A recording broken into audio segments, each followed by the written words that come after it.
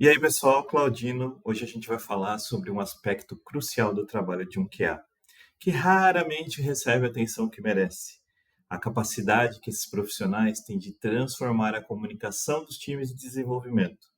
Se você já passou por situações onde requisitos mal interpretados geraram retrabalho, onde bugs recorrentes surgiram por falta de um simples alinhamento, ou até mesmo o membro do time que tinha uma compreensão diferente do que estava sendo construído, então você sabe exatamente do que eu estou falando. O QA, ele vai muito além de simplesmente testar o software. Ele precisa estar bem posicionado e ele se torna o elo que mantém toda a equipe sincronizada, evitando desastres que poderiam ser facilmente prevenidos com uma comunicação mais eficiente. Então, bora lá para o vídeo de hoje?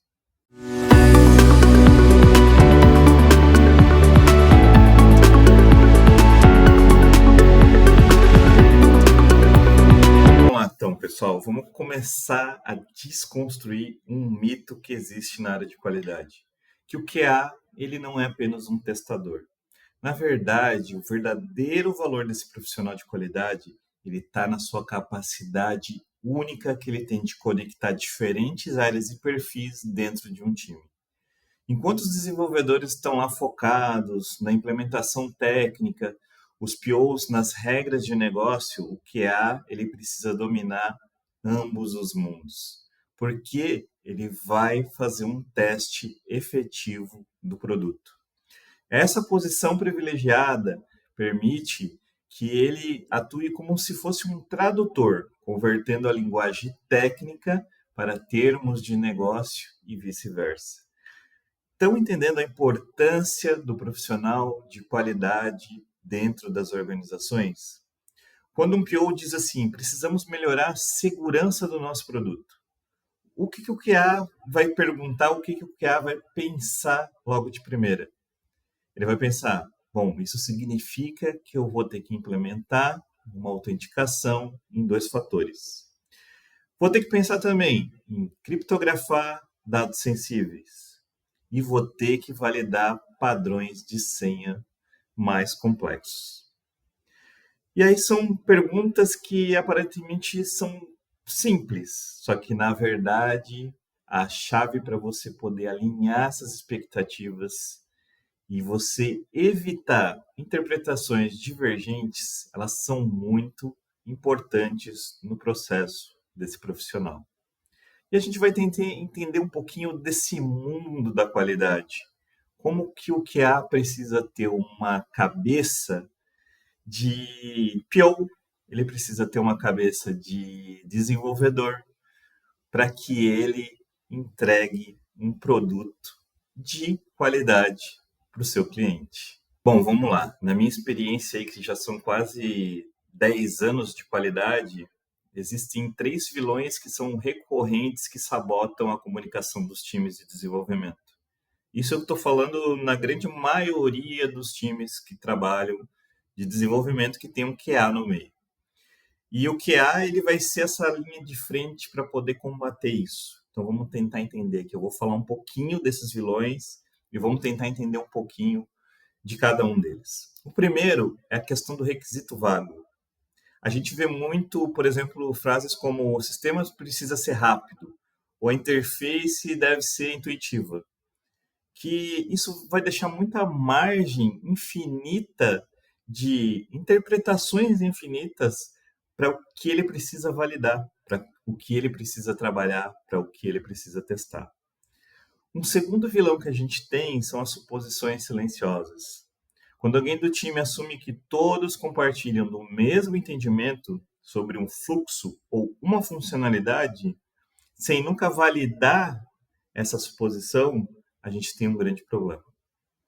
Por isso que o QA é muito importante nesse processo, principalmente para ele compartilhar o entendimento dele, para ele poder bater de frente com o PO, bater de frente com o desenvolvedor e dizer que aquilo não está de acordo com o que precisa ser feito. E o terceiro, talvez o mais danoso que a gente tem, é o feedback destrutivo. Aquele, isso está errado, está sem contexto, Ou isso é uma sugestão de melhoria, porque a gente ouve muito, né? Por exemplo, você está testando um bug e você chega para o desenvolvedor e diz assim, isso aqui eu encontrei esse bug aqui. Aí o desenvolvedor vai olhar para você, vai olhar para o sistema e vai dizer assim, não, cara, isso não é um bug, isso é uma sugestão de melhoria. E aí a gente tem um problema muito grande, que é esse feedback destrutivo das coisas que as pessoas entendem, né? Por isso que os times de desenvolvimento, PO, Dev e QA, tem que estar na mesma linha de entendimento de que aquilo é um bug e não uma sugestão de melhoria. E o QA, ele precisa estar bem preparado, ele precisa ter ferramentas para ele poder enfrentar cada um desses desafios, porque ele vai precisar transformar essas ambiguidades que a gente tem em clareza e em conflitos de colaboração que a gente tem nesses processos. Infelizmente, a gente tem um problema muito sério de comunicação dos times. E o QA, ele é uma pessoa muito importante nesse processo. Agora vamos tentar explicar um pouquinho da prática do QA. O que ele precisa ter de prática para ele poder ajudar o seu time na hora de testar. Uma das armas mais poderosas do arsenal de um profissional de qualidade para melhorar a comunicação do seu time é o BDD. Por quê? Essa abordagem ela substitui requisitos vagos por cenários concretos, escrito em uma linguagem natural, onde todo mundo vai entender. Vou dar um exemplo aqui. Em vez de simplesmente a gente dizer teste o fluxo de login, o QA ele ajuda a definir isso. Ele estrutura isso e ele vai deixar de uma forma onde todo mundo vai estar na mesma linha, onde todo mundo vai entender. Um exemplo, dado que o usuário errou a senha 3 vezes seguidas, quando ele tentar fazer o login novamente, então o sistema deve bloquear a conta temporariamente e enviar um e-mail com instruções de redefinição. Está vendo como é simples você ter um dado quando e então que todo mundo vai entender? Todo mundo vai ler aquele processo, aquela prática e vai entender o que precisa ser entregue. Esse nível de detalhamento faz com que todos estejam na mesma linha. E aqui eu estou falando PO, desenvolvedor, design, todos precisam compartilhar exatamente a mesma compreensão do que precisa ser implementado e eliminando aquelas ambiguidades desde o início de um processo, de um projeto. É muito importante a questão do QA para ele melhorar a comunicação, ele ter um conhecimento muito bom de BDD. A importância dessa prática no processo traz uma flexibilidade muito maior para o time na hora de trabalhar. A matriz de rastreabilidade é outra ferramenta valiosa para qualquer profissional que quer trabalhar com um teste ou para qualquer profissional que quer dominar essa área. Ela funciona como um mapa que vai conectar cada requisito do produto a um teste correspondente. Isso vai garantir que nada importante seja esquecido. Porque sim, a gente pode esquecer um processo, um fluxo de um sistema que a gente está testando, e isso vai ser ruim na hora da qualidade do nosso produto. Por exemplo, para um requisito que a gente tem lá, o usuário ele precisa redefinir uma senha. A matriz ela ia detalhar isso muito bem. Todos os cenários de testes relacionados a ela. Uma validação de um formato de e-mail, o tempo de expiração de um link de redefinição, critérios de complexidade para essa nova senha, tratamento de tentativa consecutiva de um usuário, que ele está tentando várias vezes fazer a alteração dessa senha. E aqui, entre outros diversos testes que a gente pode fazer nessa validação de usuário para redefinir uma senha.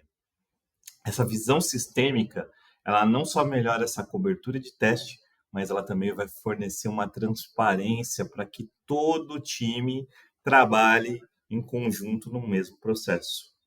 Sobre o que está sendo testado, sobre o que está sendo desenvolvido, sobre o que está sendo verificado.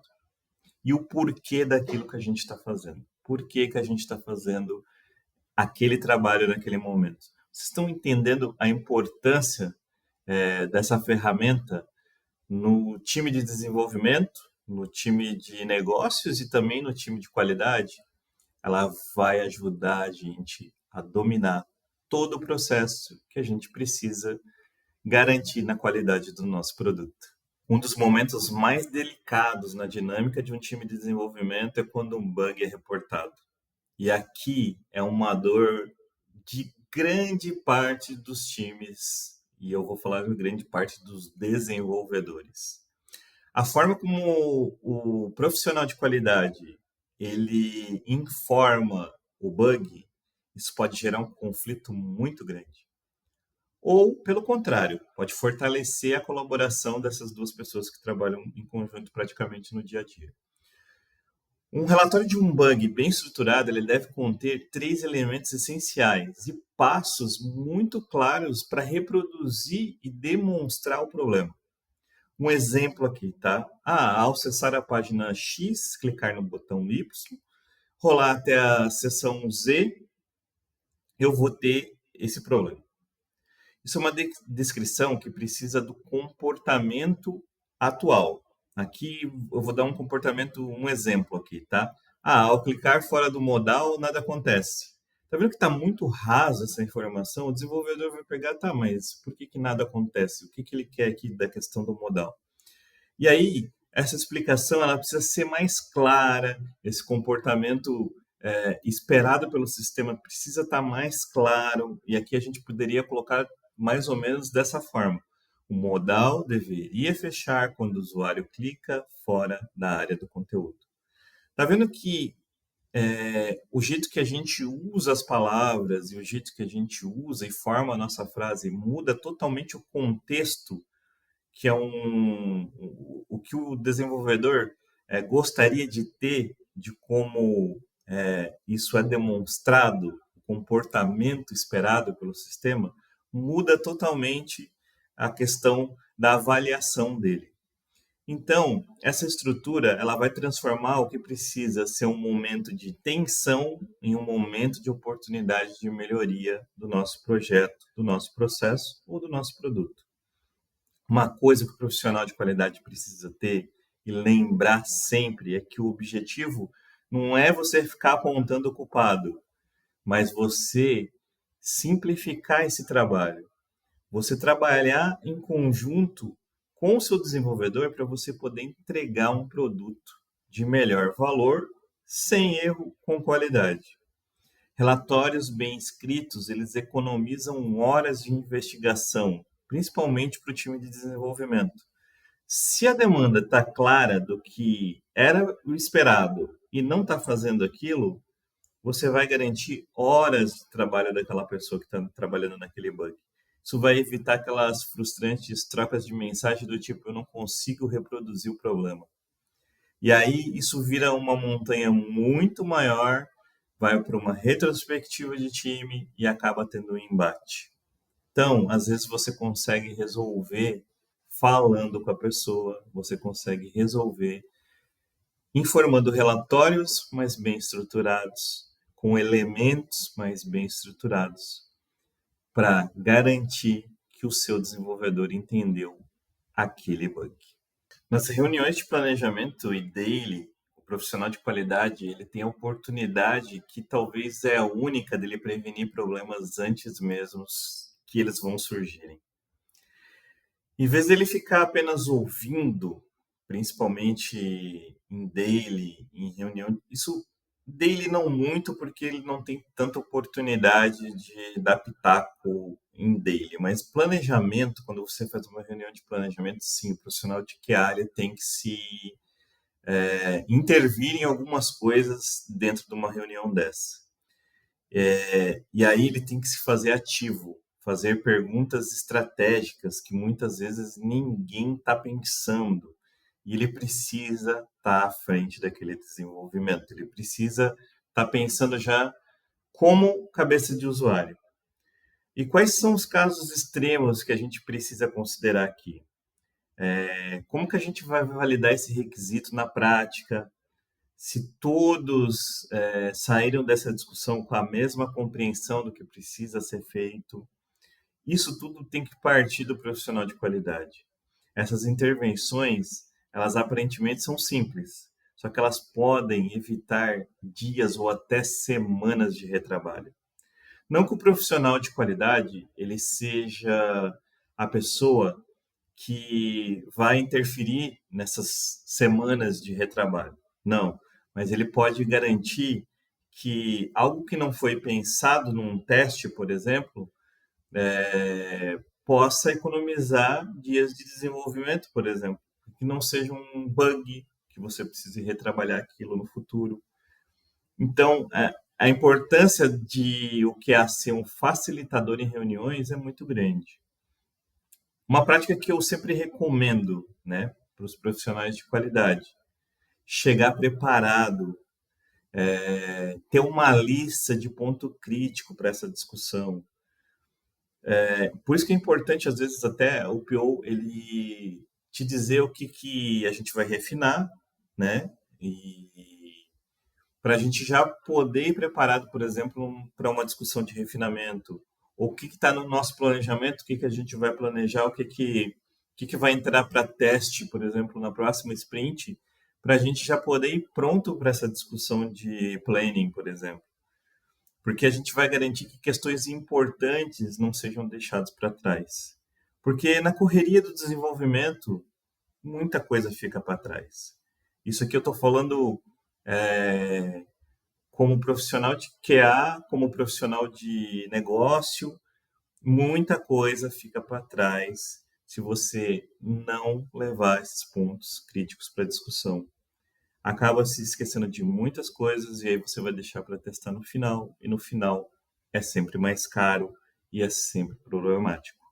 Então, o ideal é você usar essas reuniões para você ser um facilitador, para você poder prevenir esses problemas antes que eles surjam. Um exemplo concreto aqui, tá, de um projeto de e-commerce.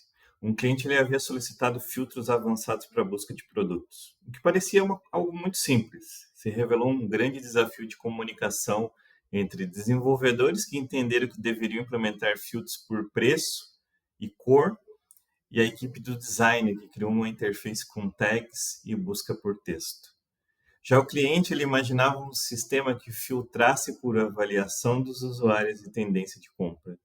Se você fosse pela intervenção de um profissional de qualidade que percebeu essas duas divergências durante uma revisão dos critérios de aceite, o time teria trabalhado por semanas numa direção errada. Percebe que aqui a gente tem um poder de barganha e um poder de mudar um projeto?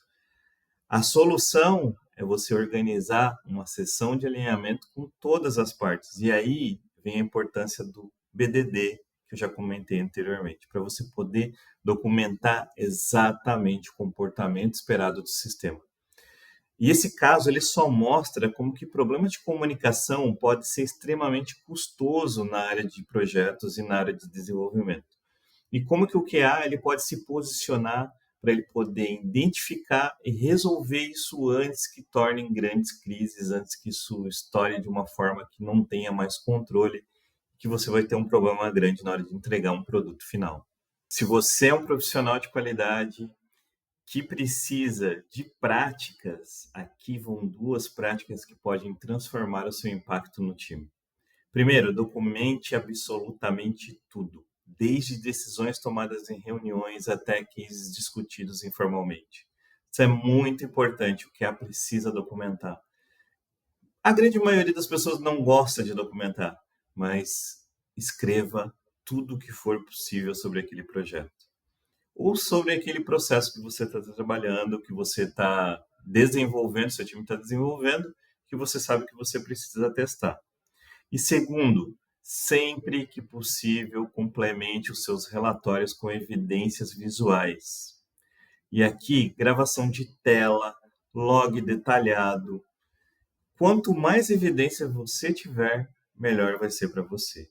E principalmente para desenvolvedores e POs. O meu conselho é: envolvam o time de qualidade desde a primeira discussão sobre aquele novo processo, sobre aquela nova feature. O olhar crítico e a preocupação de quem testa pode revelar problemas de comunicação antes que você comece a desenvolver algo. E lembre-se, qualidade não é uma fase do processo, mas sim uma preocupação contínua de projetos, que isso vai beneficiar a todos do time e todos que estão no projeto. Pessoal, se é uma lição que eu quero que vocês levem desse vídeo, é a comunicação clara. Ela não é apenas um plus, ela vai ser a base para a qual sobre a gente vai construir softwares e produtos com qualidade. O QA, quando ele compreende isso, que o seu papel ele é estratégico, ele vai ser um catalisador que vai transformar um grupo de indivíduos que já são talentosos em um time que verdadeiramente vai se transformar em um time coeso e eficiente. Se esse conteúdo fez sentido para você, deixe o seu like e comente aqui abaixo. Qual dessas técnicas que você vai implementar aí primeiro no seu trabalho? Quem sabe a gente não faz um vídeo aqui mais aprofundado, por exemplo, sobre BDD ou sobre como a gente vai estruturar relatórios de bugs matadores para a gente ajudar os nossos times de desenvolvimento. Inscreva-se no canal para não perder os próximos conteúdos que a gente vai fazer e compartilhe esse vídeo com aquela pessoa do seu time que ainda acha que QA só serve para quebrar código dos outros. Um abraço para vocês e até a próxima. E lembre-se, bons times desenvolvem softwares, mas times que se comunicam bem desenvolvem ótimos softwares. Valeu, pessoal. Até o próximo vídeo.